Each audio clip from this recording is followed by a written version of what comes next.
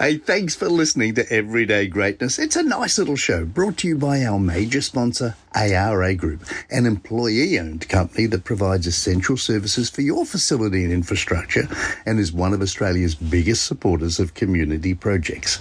Everyday Greatness isn't rocket science. We're just trying to make you feel proud again of simply being a good, solid human being by speaking to some real people who found that the strength they needed to deal with any challenge in their life had been inside them the whole time. The ARA Group is proud to stand alongside Everyday Greatness, and we all hope that you enjoy the show. If the late Professor Chris O'Brien and his wife Gail ever had concerns the messages they were trying to pass on in their parenting weren't hitting the mark, their daughter and our guest today on Everyday Greatness, Juliette O'Brien, is living, breathing proof that they were nailing their parenting. Juliette is a salt-of-the-earth human being, generous, kind, intelligent, and quite humorous. Juliette's the acorn that hasn't fallen far from the tree. Her sharp intelligence, from all accounts, is very similar to that of her father, the late Professor Chris O'Brien, an Australian head and neck surgeon who achieved national recognition in Australia as a compassionate surgeon in the reality television series RPA, where sadly he developed a brain tumour himself. He decided the Sydney cancer treatment system was too spread out, so he came up with an inspired and all-in-one cancer treatment centre that was opened shortly after he passed away, with the first sod being turned by Juliette's mother, Gail. And that centre is now world-renowned and is named the Chris O'Brien Lifehouse.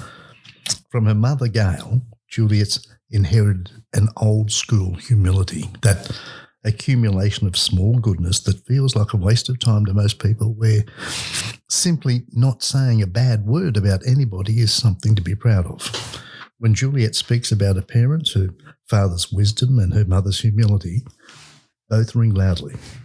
Juliette has said about her parents, "My mum, I've always adored her, but I was kind of my dad's daughter. He was my best friend and my mentor." That's so beautiful. On Everyday Greatness, we feel privileged to have spoken to some really good people, and Juliette O'Brien is absolutely one of the best. So it's our pleasure to welcome her to the show. G'day, Juliette. Oh, g'day, Scott. Lucky this is audio. I'm blushing so much I'm bright red. Colour radio, that's all we need. You are a superstar. What's your everyday role in the world today? Oh, first, Scott, thank you so much for that amazingly beautiful and generous introduction. Okay, my everyday role in the world, I guess you could say I wear a few hats. The trendy thing is to say portfolio sort of career. I'm primarily a data journalist. So my background is digital and data journalism. I run a website called covid19data.com.au, which still has daily updates of, the 8 states and territories, what's happening with COVID across the pandemic. I'm teaching data and entrepreneurial journalism at UTS, and I work a lot with the centre, Chris O'Brien Lifehouse, doing roles primarily because of my journo background. I do a lot of writing for documents or reports or submissions or speeches and whatnot, and annual reports and so on. What a busy soul you are. What a busy soul. Keeps me out of trouble, Scott. So, Juliette, was it strange growing up in a household where the entire country just seemed to know your parents so well? It's so funny you ask that, because only looking back do I recognize how unusual it was. But at the time, I just thought it was normal to have a dad who was a cancer surgeon who was kind of famous, which even now when I think, God, it's even incredible to be a surgeon, but just growing up, I remember being little, Dad would bring home videos of his operations, sometimes to watch them back, and they'd be on the TV, and it was sort of blood and gore on a Wednesday night sort of thing. But so surgery was sort of normal to me, and then this thing of them when when RPA started, the TV show, I think I was sort of around 12 or 13, and so it was on throughout high school. And yeah, it was just sort of normal for all the girls at school. And then when I went to university, for people to say things like, oh my God, Chris O'Brien is your dad. And one girl I remember at uni said, oh, Chris O'Brien's your dad. I love him, and so does my mum, but his arms are a bit hairy. So I thought hairy arms were normal too. So you were a sub-celebrity. Yeah, well, I always used to keep an eye out for the little photo of my face on Dad's desk on TV, and that would be the highlight. Oh, that's fabulous. That's fabulous. The worst part was when the director yelled cut and your dad had to go into action. Yes. So what were your dreams, Juliet, when you were growing up, when you were just a little girl? What were your dreams? Oh, my gosh. I don't know, Scott. Look, I've always been the nice thing about our household was there was never any pressure, even though Mum was a physio she is a physio, and Dad was a doctor. There was never any sort of pressure to channel us towards going into medicine. So it was always play to your strengths. And mine were always sort of in, speaking or the creative things.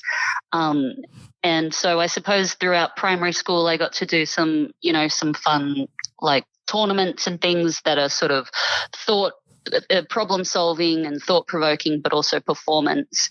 And I guess that sort of stayed with me throughout high school as well. So my big things were English, literature, drama, and I was always encouraged to go that way. So I was a little bit lost, to be honest. I mean, when I left school, I started a degree called, Creative Arts at Macquarie University, and it essentially aimed to get you into the administration side of the arts. And it was just, I was 17, had no idea what to do. So I did that, then deferred for a year. And I remember Dad being a little bit, he wasn't too happy about me deferring from university. And so I sort of stopped, worked full time at a cafe and at a nightclub. And that was exactly what I needed. And then I sort of restarted at about 20 years old and got into journalism, and that was when I really found my path. So did you find it, or did they encourage you to go into journalism in any way, or how did they support you in your destiny? Well, they really, I guess I had to go through a certain pathway to get into UTS journalism. So I went through their side college in search because, I had done this false start, but to be honest, I didn't have the UAI to get into that degree. I think it was like high 90s or something.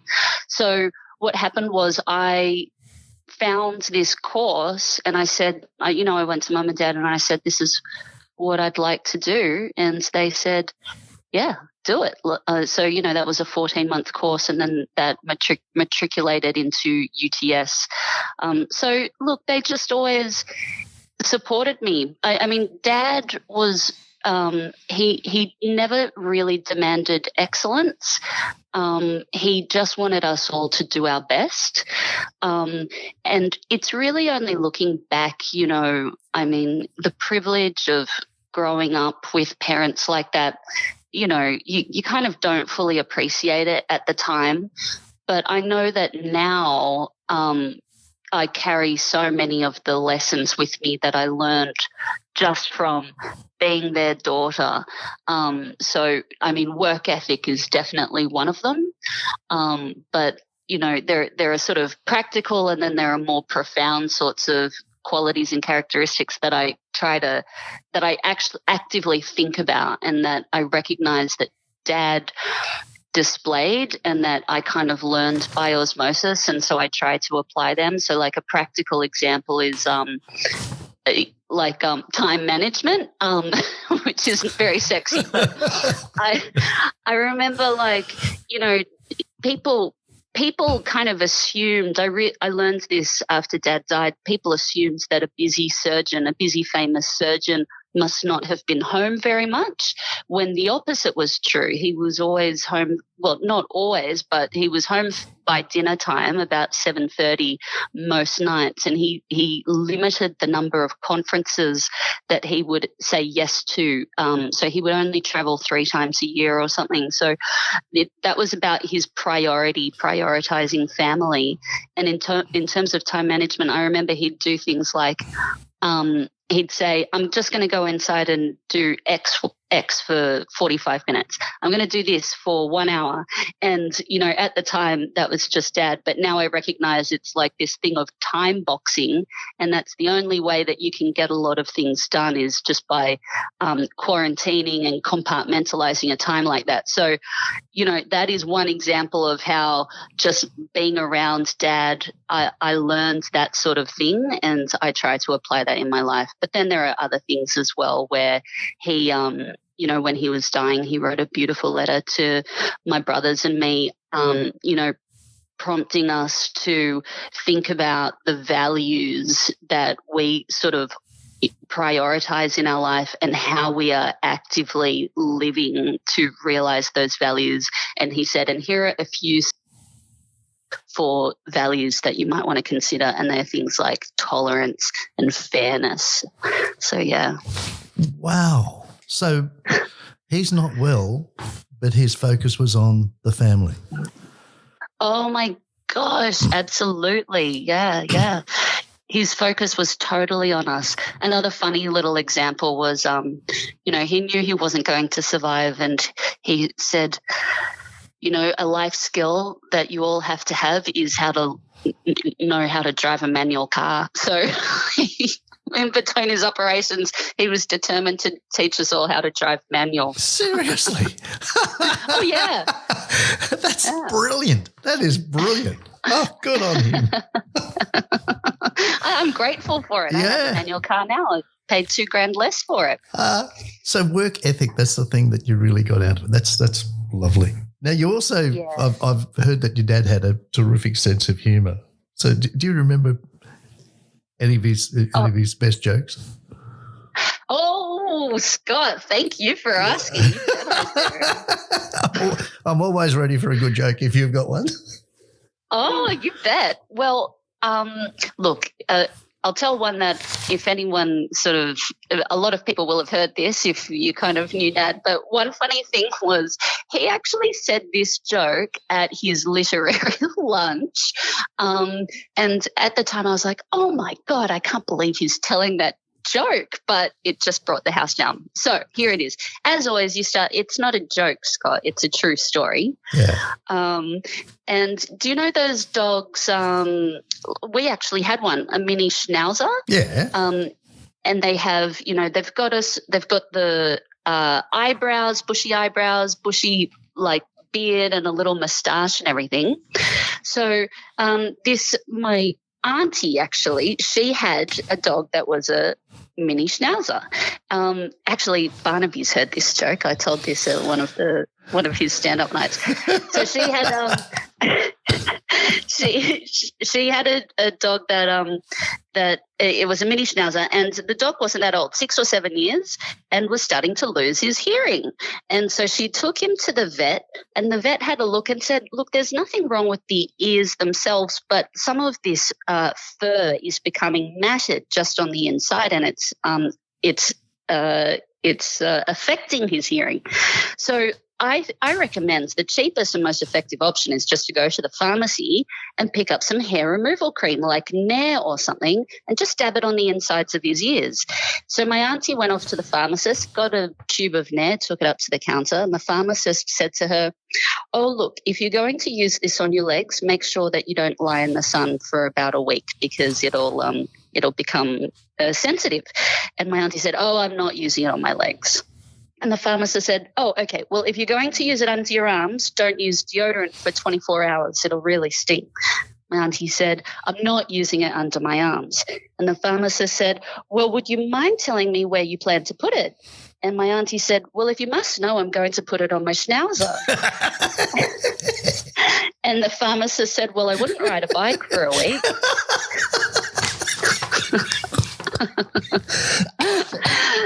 But he had a lot. He had so many jokes, Scott. Seriously, that's a beauty. Yes, I've just lost it. Thank you. You can have that. I'm going to borrow it. Don't worry. Yeah. It's good because it's a little bit playful, but you can still tell it to a literary lunch crowd. Hey, this is Scott Gibbons. I'm with Juliette O'Brien, and we're talking to her about some of the great things. And right now, Barnaby Hout's going to be taking over. So, Juliette, are you ready for Barnaby? Oh, born ready. Here he comes. Very good answer, Juliet. Hello, and thank you for joining us. Barnaby, thank you so much for having me. So your family has been dealt some really rough hands over the years. The loss of your father, Chris O'Brien, then the loss of your brother, Adam. Then you were diagnosed with cancer yourself recently. Did that freak you out a little bit and make you throw your head in your hands and say, why me? No, never. So Dad's first reaction when he was diagnosed was not why me, it was why not me. And, when it comes to cancer, it's about statistics and probability as much as anything. In terms of my own diagnosis, I think, our past experiences actually had the opposite impact. So when I heard that diagnosis, that there was a malignant nodule on my thyroid, it was actually there was no panic whatsoever. It was just like knowing that all you can do then is take the next step. And that's what happens in cancer care. Like you just have to think about, okay, well, what next? And then you hope for a good outcome with that one. And then it's about the next scan and you're hoping for a good outcome with that. That said, in that moment, when I was delivered that news, the prognosis was good. I remember when Dr. Karen Phelps said, at first Mum was with me and that we sort of drew our breaths in to hear that it was malignant. But then Dr. Phelps said, it's a good prognosis. And that's when we were like, oh, phew, because, as anyone who has gone through cancer care knows that it's all about you're constantly thinking about those statistics and survivability. And I had what's called papillary thyroid carcinoma, which can be serious, but it does have a very, very high survival rate, especially for young people with small lesions. But, probably my brother, Adam, that was that definitely continues to be the most devastating thing in my life. And even, to be honest, Barnaby, even just talking about it right now, I can feel the emotion rising up in my throat because that was the one where, it really made me question and probably continues to make me question, like the most profound existential sorts of, everything, like thoughts about what the point of it all is. In terms of Dad, you could kind of buy into the narrative that maybe there is a plan or maybe things do happen for a reason, like I think there was absolutely no political appetite before Dad got sick for a comprehensive cancer centre in New South Wales. And even though there were, quite a few medical practitioners were advocating for it, including Dad, but it was that moral authority of Dad's and that platform that he used that really got the traction there. And so you could argue that things happen for a reason, and Dad sometimes said his tumour was a gift. But my brother Adam, he was 29. He was strong, fit, healthy, worked as a security guard, so fit, healthy young man. And about a year after Dad died, Adam, he started having seizures in his sleep. And we don't really know how many he had. but it was probably, you could probably count them on one hand. And the fifth one took his life. So he went to sleep and he never woke up. And at the age of 29. And so, I saw that as highway robbery. So, yeah, I would never think why me, but I do think why Ad. Yeah, I guess it's taken a lot of work just to kind of let go of feelings of thinking of how unfair that was on him. And because that's life, hey, that's the universe. It's unfair in many ways. Juliet, I know for a fact that your family unit inspire a lot of Australian people, and you inspire me, and you've just made it even a bigger inspiration. Do you feel like some people in society take relationships with their own families for granted to a certain extent now that you know what it's like when they're gone? Yeah. Yeah, we do, don't we, Barnaby? Yeah. Thank you so much for saying that, by the way. But yeah, that is so now there's Mum, there's my younger brother James, he's 6 years younger than me, and there's me, and in that unit of, we were five, we are a very tight little trio now, and yeah, and also our extended family. There are parts of our extended family who were just there through thick and thin. And I guess I do think that people underestimate the value of just showing up and just being there in those tough times. And so I guess one little example for me is even practical things like moving house. I think culturally we do we keep our distance sometimes at those hard moments because it's hard. It's hard to be there. And also we tend to assume that there are other people around who are sort of closer than us, and that they're probably there helping out. But having been at the epicenter of it, there were people who showed up and were just there, and then there were people who kind of kept their distance, and there's absolutely no judgment whatsoever. But in how I try to, treat my family and friends now, I try to be the one who shows up, because I think that's not to I mean, Jesus, I'm not perfect, that's for sure. But yeah, I think that's sort of the lesson, and that's something that we could all take away from it. Just turn up. Very, very wise advice, Juliet. So you wrote a book about your mother, This Is Gail, and your father's biography, Never Say Die, were very popular, both very popular all around the world. Did you read anything or find anything out when researching your mother's book that made you go, oh, wow, I didn't know that about them?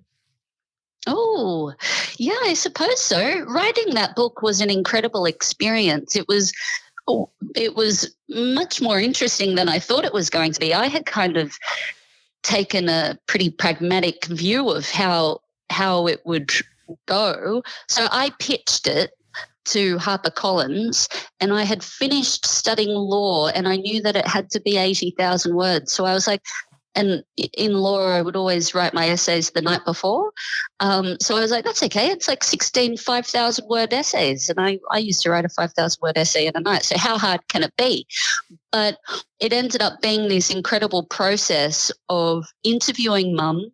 And we would sit down and have one-on-one interviews. And then as kind of things became busier with work and everything, it might be that I would type up a list of questions and then she would respond to them by dictation or something. So there was a real unfolding process there, and there was a real cathartic process, both in terms of talking to Mum and also in my own writing. So yeah, like it's a pretty unique sort of journey to write, to be the writer where the subject is your mother. And, I had to talk to Mum about, her early relationship with Dad, then, how their marriage over the years, all of the intimate moments through his sickness, and so I mean one example is. I remember when I was 10 and I got home, I write about this in the book, and Mum was in the kitchen with this huge fish, huge. How big would it be? Like I remember it being like, it could have been like sort of 60 centimeters in length. And she had it by the tail and she was trying to scale it and all of these scales were popping off. And I was like, wow, what's that? And Mum said, a patient gave your father this fish and now he's invited 12 people around to eat it. And by the by, I think a few people got sick after that dinner actually. But I remember Mum, that was the first time I ever heard Mum say the F word, because she said this effing fish. And I was like, ooh.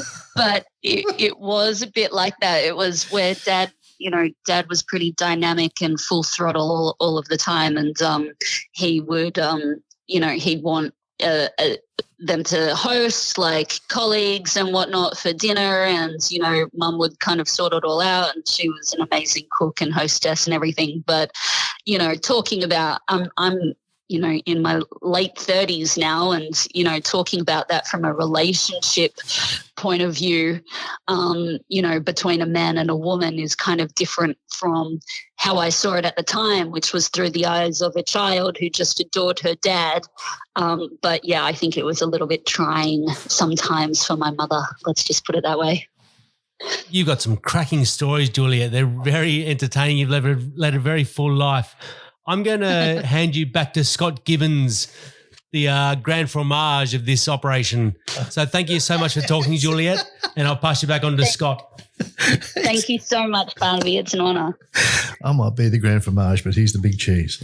I love that. So I guess you feel proud about giving back to society in the way your parents did, because you're doing so much outside of your normal work, aren't you? Yeah, for sure. Look, that's definitely the MO. I remember talking to a friend once. I was asking him to get involved in a sort of fundraiser, and I remember watching his face as it was a little bit of a revelation for him. He was like, yeah, I could give back. And I was like, God, that's weird. Like, it's just something, and we are not unique. I think there are certain parts of society that do this, where it's just natural to constantly, just whatever, organize something for the community, or, do something unpaid. It's this unpaid work sort of thing. It's normal. It's just part of the fabric of what we do, and it's just because of how I was brought up. Yeah.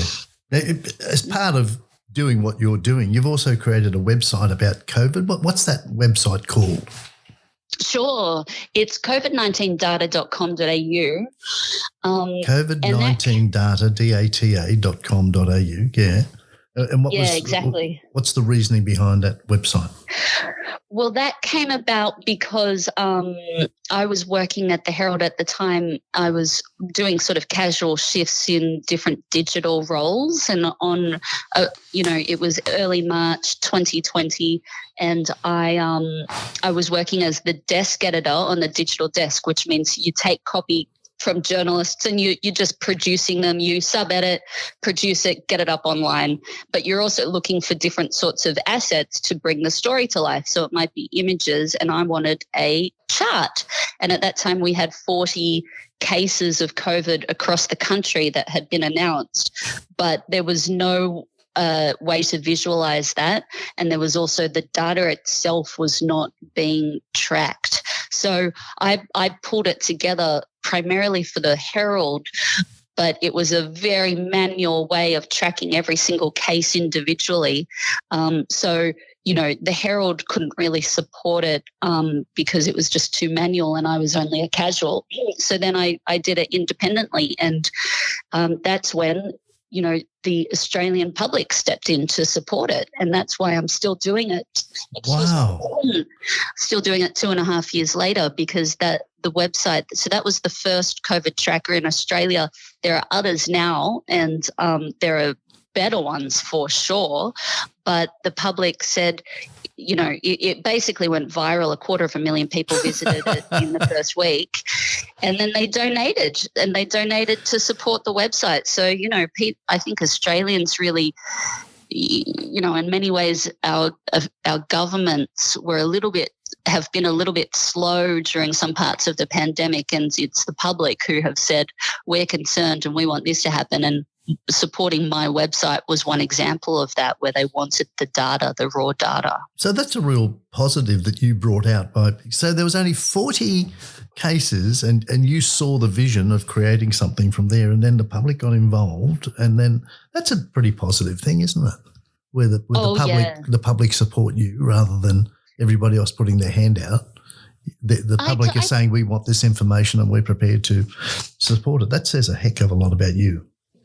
Oh, well, yeah, I think it says a lot about, the people. And, I totally agree. I think that was one of the big lessons, is that people sort of want information which it doesn't make them panic, using words like cases surge, cases soar. Like, people want to be able to see it without editorial and projections. So, that was a real lesson, that people want that sort of information. And now I would really like us to take the next step and apply this sort of data transparency to other areas of, that are in the public interest, whether that be in health or climate or anything. Aren't you good? So is that another project that you've got on the back burner? That's right. That's one that's in the fire. Too many fires, global warming. That's right. Good point. So just to encapsulate your mum and dad, so what would you say were just a nice thing about each one of them? A nice thing about your mum, nice thing about your dad. Okay. Look, the first thing about both of them is amazing senses of humour. Like, Dad was cheeky and hilarious and irreverent and always present for us as kids. And it didn't matter what he did for a job or who he was. That's how I remember him as a dad, and those are the best things.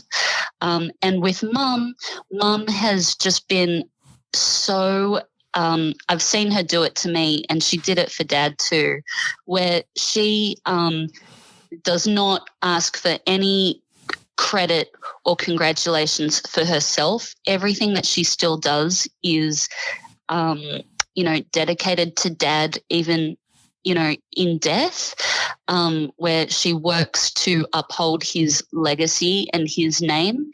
And her being so supportive in that way, she does that for me as well, like in terms of, all of my different projects and flip-flopping with my career. And she's just been eternally patient and supportive. There's a lot of people who have got to be so grateful for what your family have done to create the Chris O'Brien Lifehouse. There's people that I know that are going there. There's people that are yet to go there, and people who have been there, and they've all been wonderful in their praise for the care and the fact that it is a if you will, a one-stop shop, isn't it? Yes. Yeah.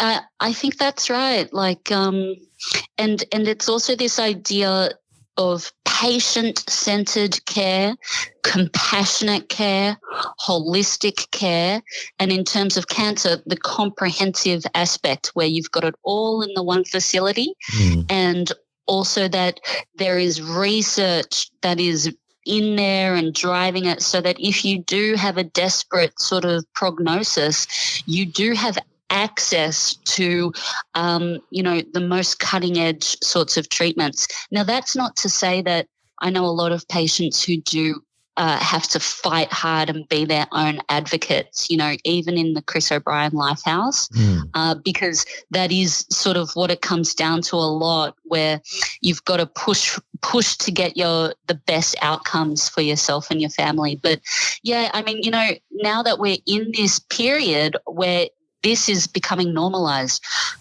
comprehensive, patient-centered, holistic, compassionate cancer care. Imagine going back 15 years where you with cancer, you could be in a ward with someone who has a completely unrelated disease. You're not tapped into, you've got your chemo in one place, your surgery in another place, your radiotherapy in another place. You're not tapped into supportive services like physio, mental health. It's just, we've come so far in the last sort of 15 years. So, Juliet, those people that are grateful and want to show their gratitude, how do they donate to the Chris O'Brien Lifehouse? What's the website that they should look up there? All right. Well, thank you so much, Scott. Yeah, and one thing to say is it is an independent hospital, so quote unquote private, but it is not for profit. And so all of the donations and fundraising get put back into improving patient experiences and outcomes. So all donations and fundraising help. And the way to do it would be to go to our website, which is mylifehouse.org.au, and you can click on a button there that says donate now. And on that page, you could actually, if you wanted to talk to the development team about having an event, so you could make a one-off donation, but you could also talk to the team if you want to get involved, and that's the place you'll find out the contact details. How brilliant! Page. So that's mylifehouse.org.au. That's just brilliant. So people can either donate or get involved and maybe create a function. And I've already said to you, if you need an auctioneer, I'm there for you. Now, your mum's book, This Is Gail, and your dad's book, Never Say Die. People who want to buy those, how do they do that? Where should they go? Okay, thank you. Look, they're both available by Booktopia or Amazon, and we've actually got them both in the hospital as well. So if anyone is in the hospital, they just have to ask and they can buy one there. I've actually got quite a few copies of This Is Gail in my closet too. So, get her out of the closet. Sign them. So the Chris O'Brien Lifehouse is where people can go now, and that's in Newtown, isn't it? Yes, in New South Wales. Yep, exactly. It's right across the road from Royal Prince Alfred Hospital on Missenden Road in Camperdown. Oh, Camperdown. You're exactly right. You're good. You know your stuff. You're excellent. Can I say thank you? Because you have just been just delightful. I love your voice. Your voice is just fabulous. There's a real laugh in it. So I've got to thank you, Juliette Scott, O'Brien. And you're wonderful.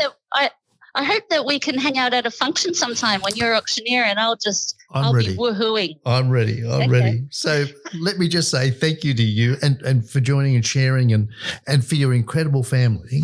And for those people who are listening, thank you for listening, and thank you to the ARA group for being our major sponsor for the 5th year in a row, which is just terrific. Look Studio Australia, the people who do the recording for us. Look Studio Australia. Magic people. If you need a podcast done, you talk to them. But I hope when you put your device down later on and you lift your head up, you put your shoulders back, and then you walk down the street proud to be an everyday Joe or Joanne Bag of Donuts.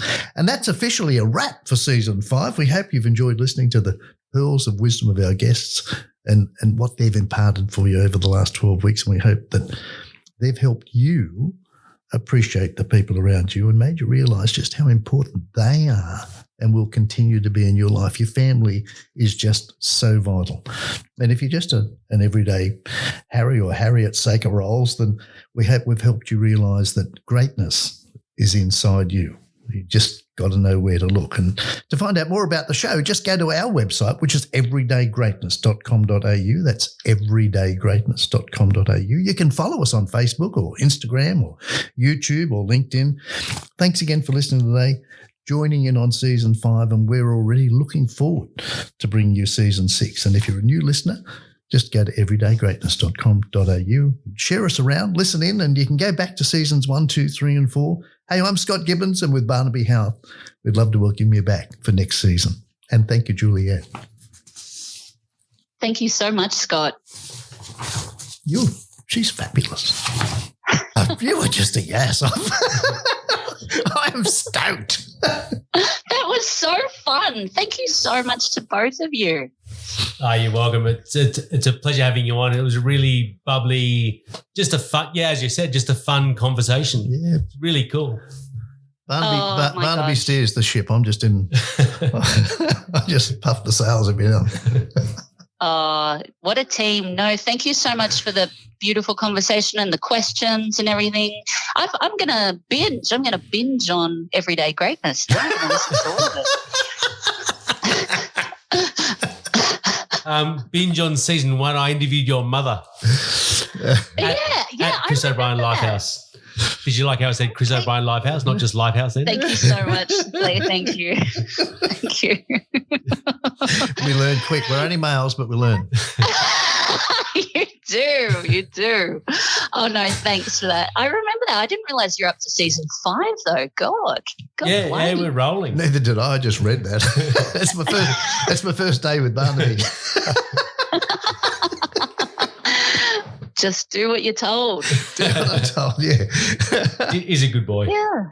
I'm going to have a listen. Well, thank you so much. It's just humbling and an honour to be asked, but then all of those beautiful questions as well. You're way too generous. No, you can't be too generous with a person like you, Juliet. It's an absolute pleasure. Thank you again for joining us. We'll let you go and get back to your life. Have a terrific weekend, Juliet. You too. Beautiful to meet you, Scott. And I hope that we can all hang out sometime. Yeah, put down my number, 04 Yep. 10 Uh-huh. 621 Yep. 216. Okay. And they call me Mr. Sold, MRSOLD. So if you go to mrsold.com.au. Yes, I have been Googling you as we've been speaking. So I've already got it. I'm connecting with you on LinkedIn right now. Facebook stalking already. See you, Juliet. That's it. All right. Thanks, Thank Juliet. you both. Bye. Bye.